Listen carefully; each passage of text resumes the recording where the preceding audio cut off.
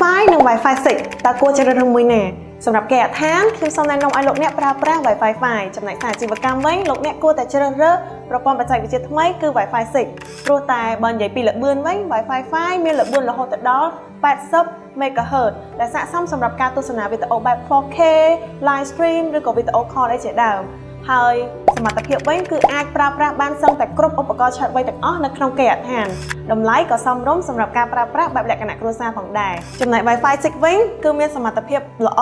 ដែលមានល្បឿនរហូតដល់160 MHz ស័ក្តិសមសម្រាប់ការប្រើប្រាស់ជាលក្ខណៈសមាជិកច្រើនឧបករណ៍ច្រើននៅក្នុងពេលតែមួយដែលមានសមត្ថភាពខ្ពស់ក្នុងការរក្សាល្បឿនហើយនិងស្ថិរភាពសមត្ថភាពខ្លាំងប្រព័ន្ធការពារខ្លាំងតម្លៃក៏ទៅតាមនឹងដែរអញ្ចឹងបើលោកអ្នកចង់ដឹងបន្ថែមអាច comment នៅខាងក្រោមវីដេអូនេះឬក៏ទំនាក់ទំនងមកកាន់មេកុង net ឥឡូវនេះបានអរគុណជួបគ្នានៅវីដេអូក្រោយទៀតបាយបាយ